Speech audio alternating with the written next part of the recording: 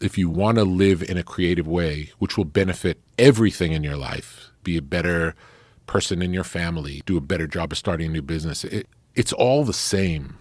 I don't really know anything about music. It's more a way of looking at the world and wanting it to be the best it could possibly be and doing whatever it takes to be the best it could possibly be and being true to knowing that no one else knows. I'm not saying I know. Everyone's idea is as valuable as mine. We're all creators. From the beginning, I never thought any of the things that I'm doing were possible or realistic. I just did things out of the love of them, thinking I would have real jobs. And, like the things that my passion would be my hobby, and I'd have a job to support my hobby. And it just magically turned out different than that without me knowing it was possible.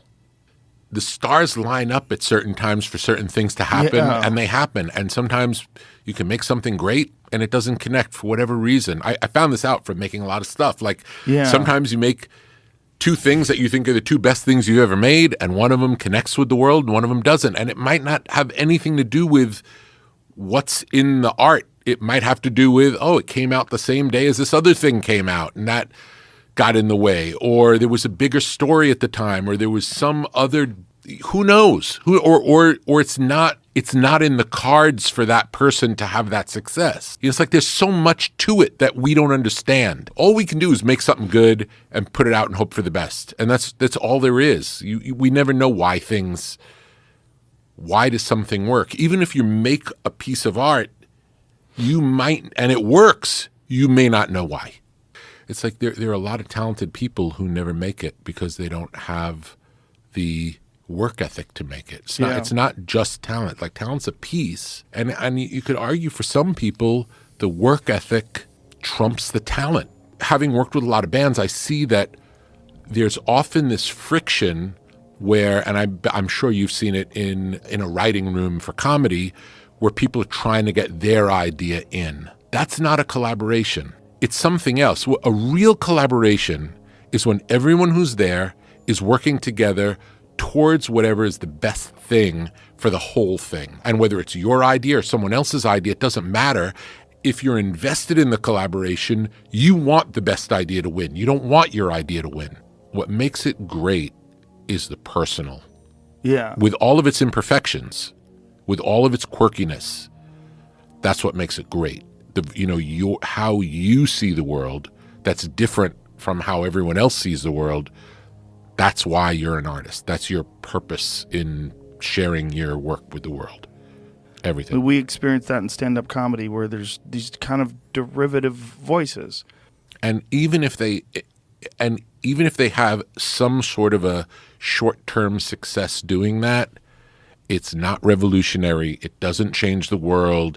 It doesn't last. It can be a momentary thing, but it's never the thing. It's the people who you first see and you might not like that you come to like because you don't understand them at first. Those are the ones that change the world. Yeah. Those are the ones that you dedicate your fandom to for life. You can't second guess your own taste for what someone else is going to like. It won't be good. Right. We're not smart enough to know what someone else is going to like. To make something. Well, I don't really like it, but I think this group of people like it. It's a bad way to play the game of music or art. Do what's personal to you. Take it as far as you could go. Really push the boundaries. People will resonate with it if they're supposed to resonate with it. We really are talking about magic. We're talking about like the universe conspiring on our behalf if we let it. And to be in this flow of catching these waves that anyone can catch if you're trying to catch it, you're open to it, you see it coming, you take off on every chance you get. And sometimes the ride happens, and it's remarkable. It's remarkable how it happens.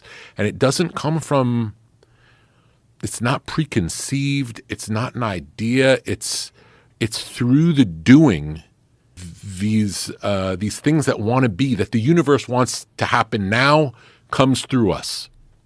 And if we don't do it, maybe someone else will do it. Have you ever had that experience where you have an idea for something and you don't do it, and then 6 months later you see that someone else has done it? It's not because they took your idea. It's that it's time for that. You can act on it or not. And if you see, and the artists, the best artists are the ones who have the best antenna for this material that's available. It's coming through. The best comedians see the best jokes. They see them coming. We all live in the same world. The way you see it, you have the best joke because you see it best. And one of the reasons you can, I believe that you can see it best is because you don't believe what the structure around you assumes to be the case. So much of it has to do with humor. Like when it's good, it makes you laugh, even if it's not funny. You know, like the surprise nature of things. When you hear the unexpected, you laugh, and it feels good. It's a good feeling. Because what collaborating is about is we're always collaborating at all times with the universe. That's how it works. Like we're taking in information, we're vibing on it. In the past, when someone would recommend something to me, it sounded like it wasn't for me. It's like, oh, okay. Now, if more than one person recommends something to me that sounds bad, I always check it out. Because it's like the universe wants me to know about this. The way it tells me is a couple of people came up and said, why don't you check this out? That's, if we listen to what's going on around us, you can overhear a conversation in a coffee shop, and it is the setup for an idea that you're talking about, the right way to say a particular joke that you're working on. You hear a phrase. It's not a phrase you commonly use. You hear someone else say it. My experience is when you are open and looking for these clues in the world, they're happening all the time, and they're happening often right when you need them. I'm not attached to anything in the past. I don't look back at all. Only present and forward. I don't watch any horror, anything, or I don't like violent things. Yeah. It's a slow process for me to wake up, and I like that. I like not engaging too much too soon. I usually fall asleep listening to a lecture or something speaking. If I don't, I can get caught in my own thoughts, and listening to something is enough of a focus point that it stops me from talking to myself. I would say probably an hour. I usually wake up and try to get in the sun as soon as I possibly can, and hope to spend about an hour, and then I'll usually go for a walk on the beach for another hour or 90 minutes, depending. I'll be listening to something. I don't look at the phone, but I listen. I listen to, again, a lecture or podcast or audiobook. I like audiobooks a lot. It doesn't matter what anyone else thinks, like most of my notes are not for anyone else's, Right. For anyone else's use. Like I hear about something that's interesting to me, and I think about, okay, I want to learn more about this, whatever it is. And then sometimes those things work their way into things I'm doing because the universe seems to work in that way. But I rarely am learning something with the idea of using it. I learn things with the idea of, this is what I want to know. This is what's interesting to me. And then often those things that are interesting to me can find their way into other projects just because they do. And then when I go to work, it's more like this free thing where I'm, again, hoping something good comes, welcoming something good, paying attention, and maybe trying to will it to happen, but never, but knowing I don't have the ability to make it happen. I can just be present for it and be ready if it does arrive. And one of the things that I discovered through working on the book, we're not required to treat the different phases of work in the same way. Whereas before, I did. Before, everything was in this state of play.